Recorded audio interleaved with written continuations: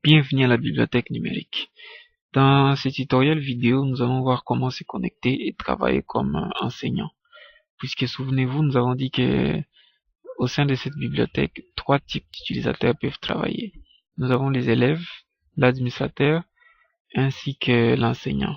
Alors ici, maintenant, nous allons voir comment un enseignant peut se connecter et travailler. Préalablement, il faudra qu'il soit enregistré comme utilisateur également par les super administrateurs, par les super utilisateurs. Alors ici, nous avions déjà, l'administrateur avait déjà enregistré un enseignant qui s'appelle Lele Njondo. Voilà, je vais saisir Lele. Vous avez là Lele Njondo qui apparaît. Je vais cliquer sur Lele Njondo. Toutes ces informations figurent dans les champs de saisie. Je vais saisir son mot de passe.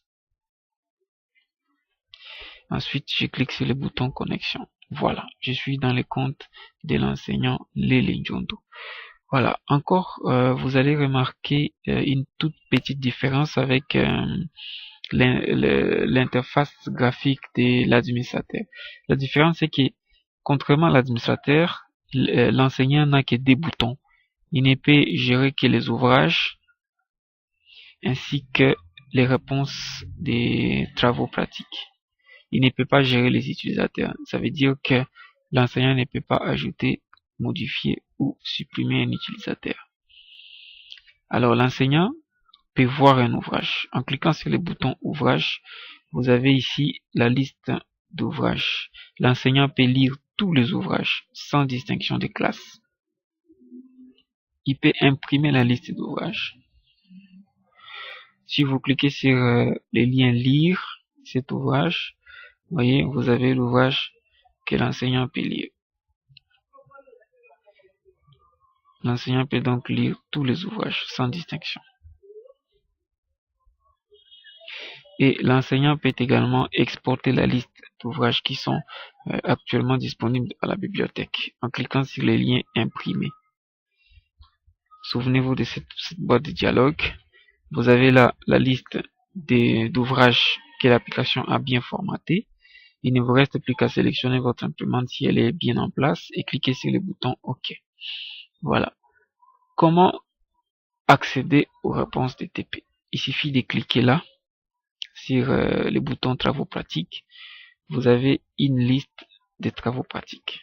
Alors vous pouvez sélectionner en fonction de l'élève. Vous pouvez sélectionner les travaux pratiques en fonction de la classe. Lorsque j'ai saisi par exemple CP, vous avez toutes les réponses des élèves de CP qui vont se regrouper. Si je mets GS ou C1, aucune réponse d'élèves de C1 n'a été déposée.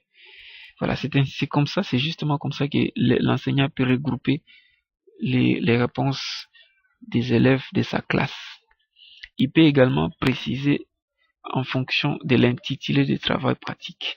Lorsqu'il saisit par exemple maths, vous voyez là les mots maths hachirés en jaune, il peut préciser quel numéro de travail pratique ou d'exercice juste en faisant juste un espace et en tapant les numéros.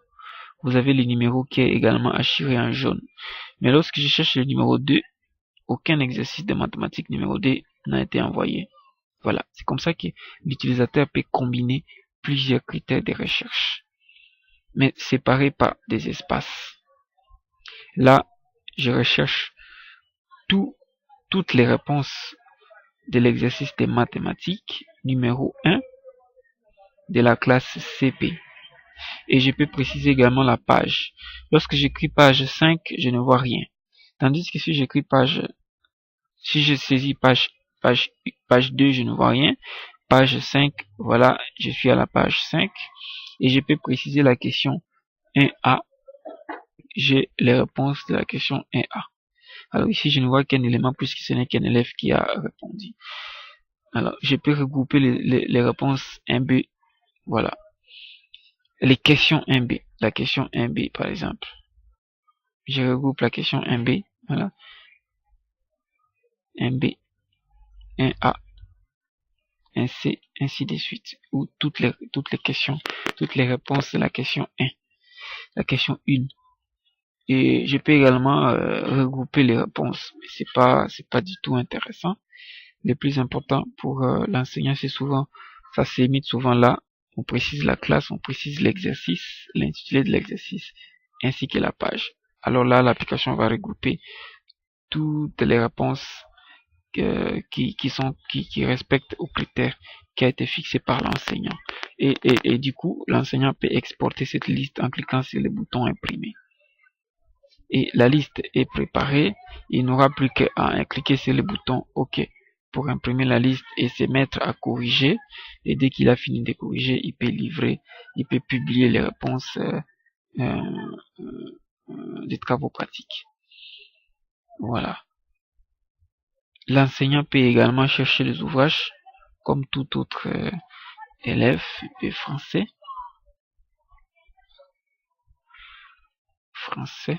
Voilà, français.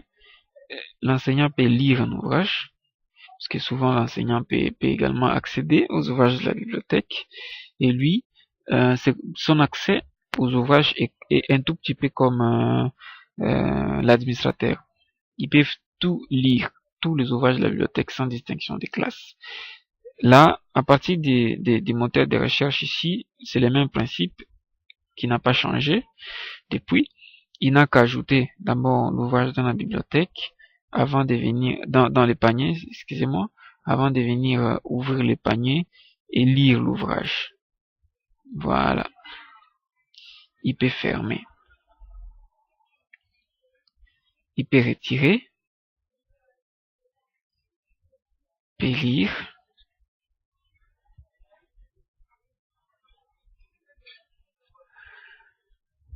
Voilà. Voilà, ainsi nous venons de voir comment un enseignant peut se connecter à son compte et travailler. L'enseignant peut donc voir les ouvrages, lire, il peut rechercher dans les moteurs de recherche, il peut également récupérer les réponses des travaux pratiques. Voilà ainsi ce que nous venons de voir au sujet de l'enseignant. Merci beaucoup.